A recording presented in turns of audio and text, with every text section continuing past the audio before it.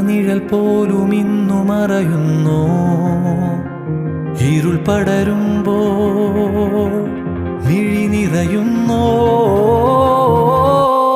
കൺമുന്നിൽ ഈ ഭൂഗോളം മറുദിശ തിരിയുകയോ.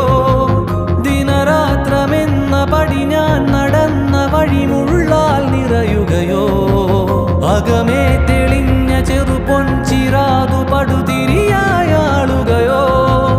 അടരാതെ ചേർന്നു തുടരാൻ കൊതിച്ചതൊരു പാഴ്കഥയാവുകയോ.